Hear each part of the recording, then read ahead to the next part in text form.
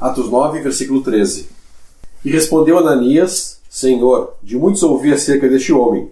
Quantos males tem feito aos teus santos em Jerusalém? E aqui tem poder dos principais dos sacerdotes, para prender a todos os que invocam o teu nome. Disse-lhe, porém, o Senhor: Vai, porque este é para mim um vaso escolhido, para levar o meu nome diante dos gentios, e dos reis e dos filhos de Israel. E eu lhe mostrarei quanto deve padecer pelo meu nome.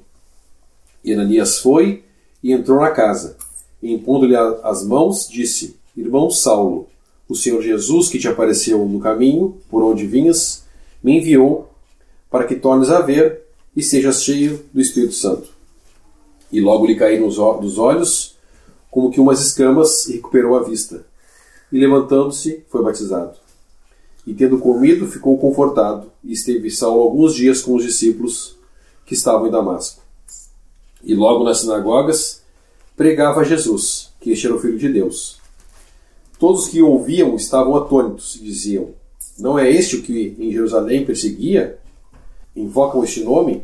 E para isso veio aqui para os levar presos aos principais dos sacerdotes? Saulo, porém, se esforçava muito mais e confundia os judeus que habitavam em Damasco, provando que aquele era o Cristo. Tendo passado muitos dias, os judeus tomaram conselho entre si para o matar. Mas as suas ciladas vieram ao conhecimento de Saulo, e como eles guardavam as portas, tanto de dia como de noite, para poderem tirar a vida, tomando de noite, os discípulos desceram dentro de um cesto pelo muro.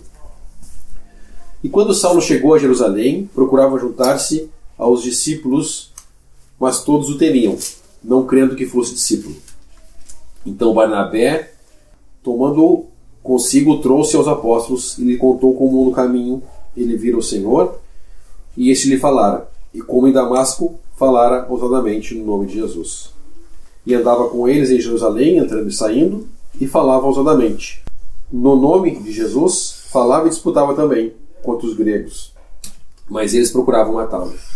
Sabendo, porém, os irmãos, o acompanharam até Cesareia, e o enviaram a Tarso. Assim, pois, as igrejas em toda a Judéia, Galiléia e Samaria tinham paz e eram edificadas, e se multiplicavam, andando no temor do Senhor e na consolação do Espírito Santo. E aconteceu que, passando Pedro por toda a parte, veio também os santos que habitavam em Lida, e achou ali um certo homem chamado Enéas, jazendo numa cama havia 8 anos, o qual era paralítico. E disse-lhe: Pedro, Enéas, Jesus Cristo te dá saúde, levanta-te e faz a tua cama. E logo se levantou. E viram-no todos os que habitavam em Lida e Sarona, os quais se converteram ao Senhor. E havia em Jope uma discípula chamada Tabita, que traduzido se diz Dorcas. Esta estava cheia de boas obras e esmolas que fazia. E aconteceu que naqueles dias que, enfermando ela, morreu, e tendo-a lavado, a depositaram no quarto alto. E como Lida era perto de Jope, ouvindo os discípulos que Pedro estava ali, lhe mandaram 2 varões, rogando-lhe que não se demorasse para vir ter com eles. E levantando-se Pedro, foi com eles. Quando chegou, o levaram ao quarto alto, e todas as viúvas o rodearam, chorando e mostrando as túnicas e vestes que Dorcas fizera, quando estava com elas. Mas Pedro, fazendo-a sair, a todas pôs-se de joelhos e orou, e voltando-se para o corpo, disse: Tabita, levanta-te. E ela abriu os olhos, e vendo a Pedro, sentou-se. E ele, dando-lhe a mão, a levantou, e chamando os santos e as viúvas, apresentou-lhe viva.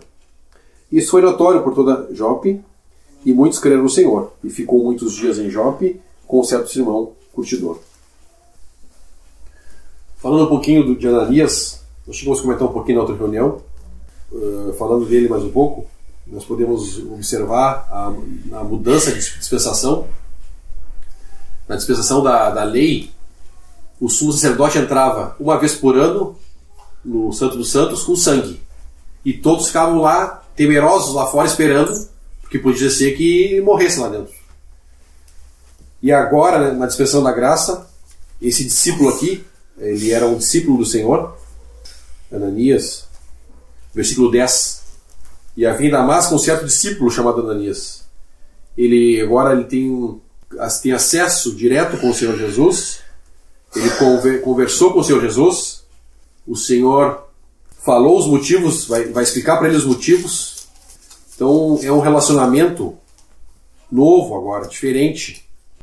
Antes, apenas na outra dispensação, apenas quem era levita, quem era da família de Arão, podia oferecer sacrifício no templo, podiam fazer o serviço do templo. Agora, todos que creem são discípulos do Senhor, são salvos e são filhos. Então, pensando no corpo de Cristo, todos nós temos acesso agora ao Senhor Jesus. Não existe uma classe especial de pessoas que vai ter acesso privilegiado a Deus. Não. Todos nós, como membros do corpo de Cristo agora, salvos, nós temos uma intimidade com o Senhor. Uma intimidade que nunca houve antes, em todas as Escrituras. Os anjos falavam com os homens, como ele falou com Abraão. Deus enviava mensagens, levantava os profetas para falar, mas agora aqui nós vemos o Senhor Jesus falando com o seu discípulo aqui, Ananias. Não foi duro. 13. Respondeu Ananias: Senhor, de muitos ouvi acerca deste homem, quantos males tem feito aos teus santos em Jerusalém. E aqui tem poder dos principais sacerdotes para prender a todos os que invocam o teu nome. O Senhor vai explicar o motivo de estar chamando esse homem. Vai, porque ele é para mim um vaso escolhido para levar o meu nome diante dos gentios e dos reis e dos filhos de Israel. E eu lhe mostrarei quanto deve padecer pelo meu nome. 17. E Ananias foi. Então, aqui nós temos um ponto muito importante, esse fato aqui, a conversão de Saulo, e o que Deus fala dele. O testemunho que Deus dá dele, no versículo 15. Vai, porque este é para mim um vaso escolhido para levar o meu nome diante dos gentios, dos reis e dos filhos de Israel. Eu queria frisar esse versículo aqui, justamente porque hoje, o que Paulo escreveu, que é mais negado hoje pela profissão cristã. Mas Deus está falando aqui que ele é um vaso escolhido, que ele vai para levar o nome do Senhor. O 16. E eu lhe mostrei quanto deve padecer pelo meu nome. Nós sabemos lá também por João que o Espírito Santo, uma das missões do Espírito Santo era ensinar como que ia ser, nessa nova dispensação da graça, adoração, espírito e verdade. Então, o que os 12 apóstolos tinham? E os discípulos que estavam conectados com o judaísmo? Eles tinham o judaísmo. Como na morte de Estevão, no capítulo 7, eles sacramentaram as tentativas de Deus com eles, agora, temporariamente, Deus vai colocar eles de lado. E como Paulo explica lá em Efésios, Deus está fazendo uma coisa que não foi revelada antes aos profetas, como agora tem sido revelado ao apóstolo Paulo. Ele explica isso em Atos 2 lá. Então aqui é o início, a conversão desse homem, do seu exercício com o Senhor. Ele vai aprendendo as doutrinas para essa nova dispensação. E uma coisa que ele enfatiza muito nas suas cartas é a unidade do corpo de Cristo. E esta verdade, ela já foi introduzida logo na frase que o Senhor fala para ele, lá no versículo 5. E ele disse: quem é, Senhor? E disse o Senhor: eu sou Jesus, a quem tu persegues. Dura para ti recalcitrar contra os aguilhões. O Senhor Jesus, ele está se associando com todos os salvos aqui. Ele está se conectando com todos os salvos. Então, por isso que para Paulo, já na conversão dele, o Senhor já revelou isso para ele. E nós vamos ver que ele ficou 3 dias cego. No versículo 9, esteve 3 dias sem ver e não comeu nem bebeu. Então, ele estava sem vista. O que ele ficou fazendo esses 3 dias? Ele ficou orando. Ele não tinha outra coisa para fazer. Ele não podia ir para lugar nenhum. ele nem comeu. Esteve 3 dias sem ver e não comeu nem bebeu. Tão forte foi e impactante que foi essa conexão que o Senhor fez com os seus discípulos para Paulo. Tanto que Paulo vai trazer essa verdade depois das suas cartas. Mas já na sua conversão já foi revelado esse mistério para Paulo. O Senhor Jesus glorificado no céu, conectado com o seu corpo, que é a igreja aqui, todos os salvos. Um dos mistérios que Paulo vai trazer mais luz depois nas suas cartas. O irmão falou da importância de Paulo. É importante enfatizar também o cuidado que o Senhor teve aqui no início da dispensação, que nessa conversão de Paulo, nós já sabemos que Paulo era um homem instruído na lei, criado aos pés de Gamaliel, e Ananias também. Ananias era um homem instruído na lei e era muito reconhecido entre os judeus, era muito respeitado. Então, o cuidado que o Senhor tem desse testemunho, né, diante dos judeus lá, porque para o Senhor era importante, né, frisar esse ponto de que eram 2 homens respeitados entre os judeus. Então, trazendo a serenidade do Evangelho através daqueles que tinham credibilidade, vamos dizer assim, para falar desse Cristo, essa nova dispensação. Não poderia ser qualquer um para falar sobre quem era o Filho de Deus, né? Então, o impacto também que teve o testemunho deles, né? Porque uma coisa é tu ter uma pessoa que não conhece nada e tá falando, e outra coisa é tu ter uma pessoa que conheceu tudo sobre os oráculos do Senhor, os oráculos de Deus, e agora professar Cristo. Então, foi um cuidado que o Senhor teve também quando ele escolhe a Paulo dentre os judeus, e também Ananias, separado, né? Também conhece e tem credibilidade. Então isso também nos mostra a credibilidade do Evangelho desde lá, né?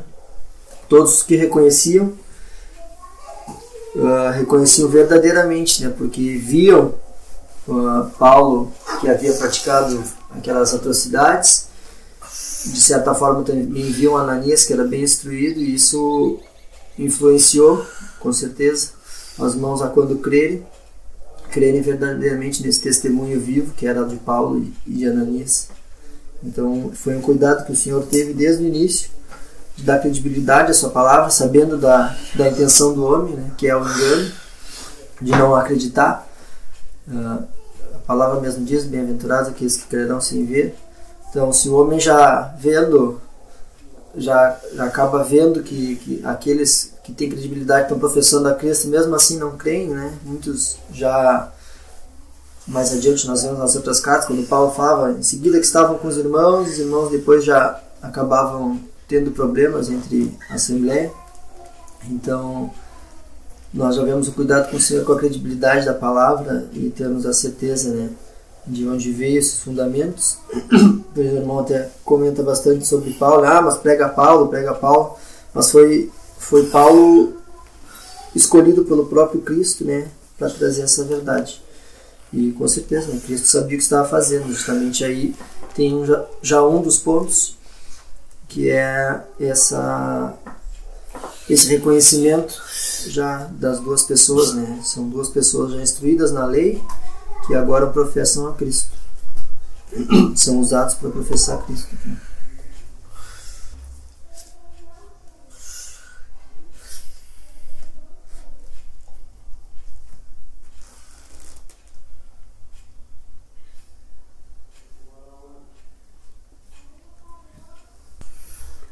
No capítulo 22, nós temos o relato também o relato de Paulo, e no 26 também, que dá mais detalhes desse encontro com Ananias. No 22, versículo 12: um certo Ananias, varão piedoso, conforme a lei, que tinha bom testemunho de todos os judeus que ali moravam, vindo ter comigo e apresentando-se, disse-me: Saulo, irmão, recobra a vista. E naquela mesma hora ouvi.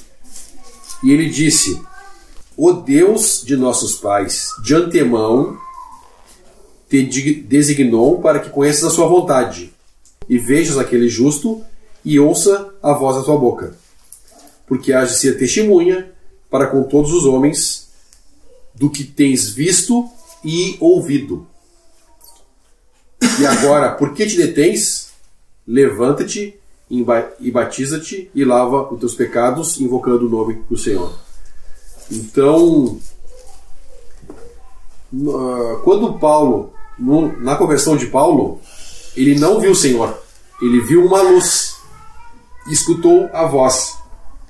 A palavra de Deus é perfeita, porque a mesma palavra diz que as coisas dessa dispensação não são por vista, elas são por fé. E ele ficou cego 3 dias, justamente porque ele teve que... todo o conhecimento, como o irmão citou, que ele tinha do judaísmo, ele começou a encaixar as profecias do Messias que tinha que padecer. Aqui não fala, mas 3 dias, nem para parar para comer ele parou. Orando, ele começou a encaixar e confirmar por fé na palavra de Deus. Porque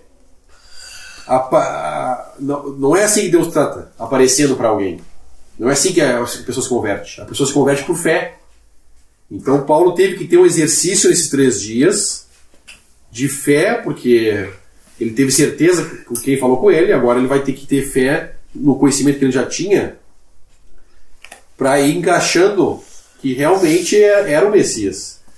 Tanto que logo depois ele vai poder sair pregando que Cristo era o Filho de Deus. Por quê? Porque aí já tinha...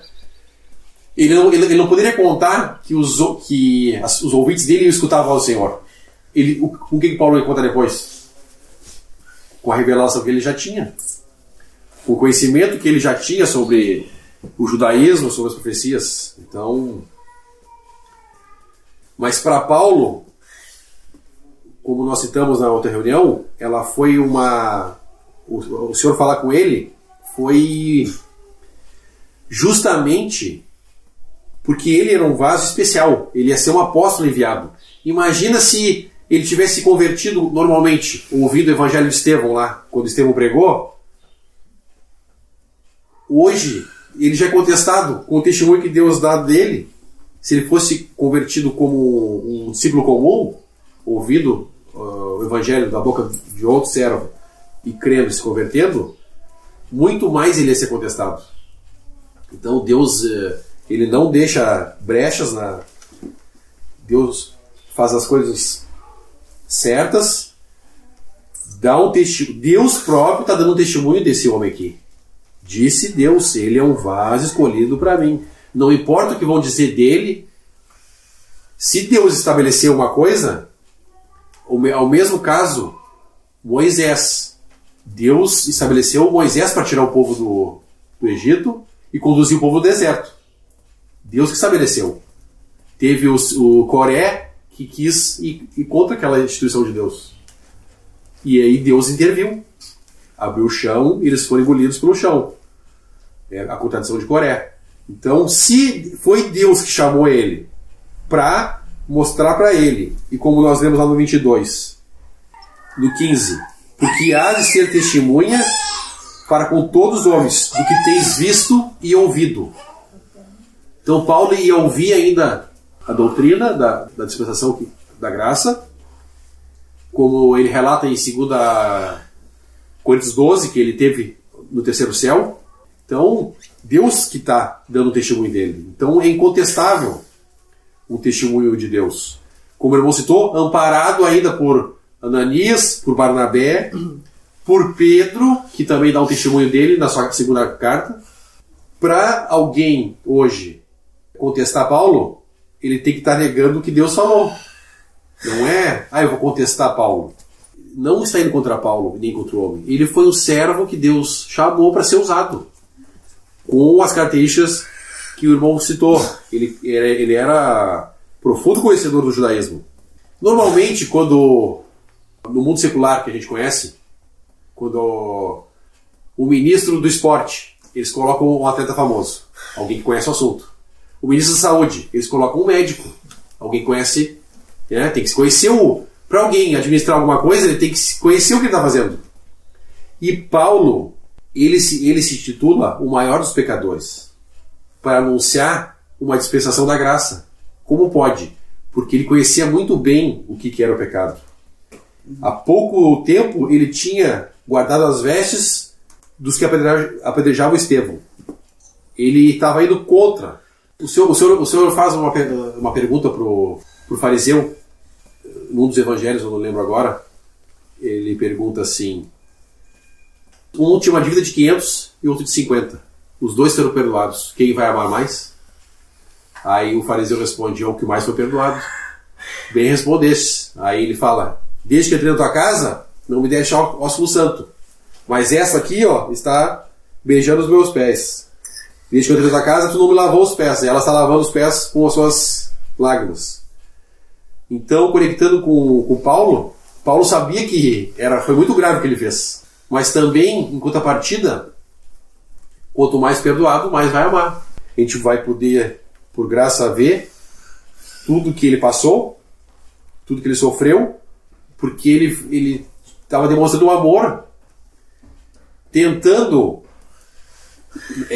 eu sei que não é possível nós retribuir o amor que nós somos agraciados, mas Paulo estava buscando esse amor que ele foi alcançado, estava transbordando do coração dele. Ele ia dar fruto. Na reunião passada, que uma das características do discípulo do Senhor é que vai ter fruto.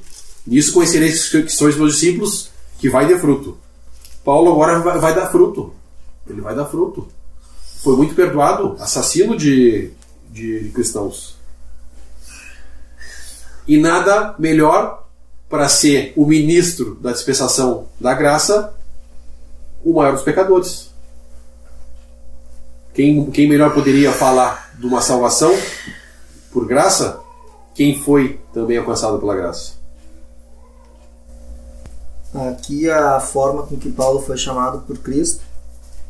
Ele relata mais adiante a importância que teve esse tipo de coisa que aconteceu a Paulo, né, de ter sido chamado pelo próprio Cristo. Ele vai relatar mais adiante, acho que em Gálatas, que ele fala que quando recebeu o tamanho do testemunho, né, como o irmão falou ali, quando se escolhe alguém para administrar alguma coisa, espera que seja conhecedor. Cristo teve esse cuidado. E ele fala depois, mais adiante, que quando recebi essas coisas, né, não consultei não voltei a Jerusalém e nem consultei carne, mas espírito. Ou seja, ele recebeu do próprio Senhor, e isso era o testemunho que ele carregava com ele, né?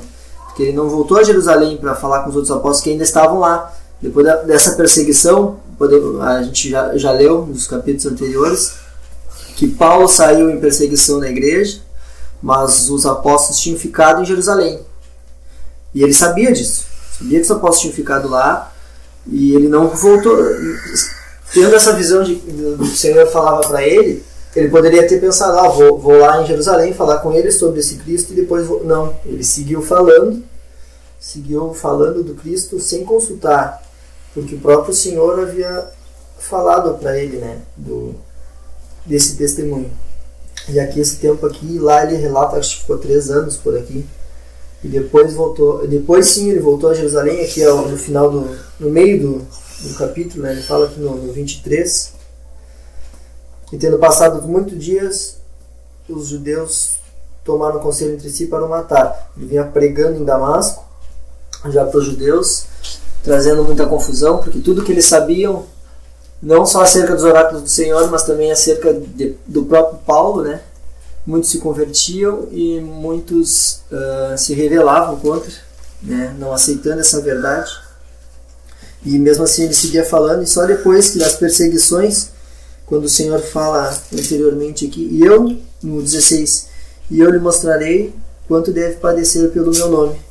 Não muito depois, ele já começa a sofrer as primeiras perseguições.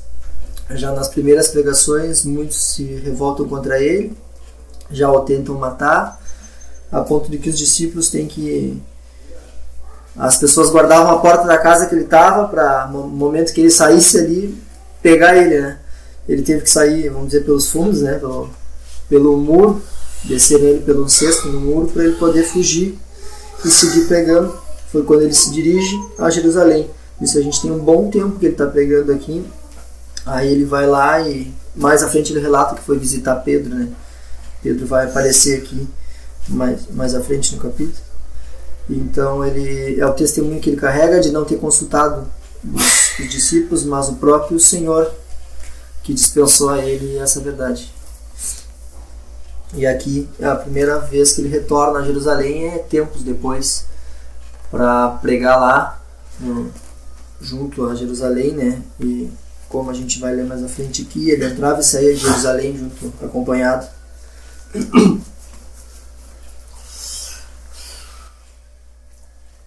Pensando nisso que o irmão falou em relação à instituição do apóstolo Paulo como apóstolo, já mostra, o Espírito Santo já está mostrando aqui as mudanças que estão ocorrendo nessa dispensação.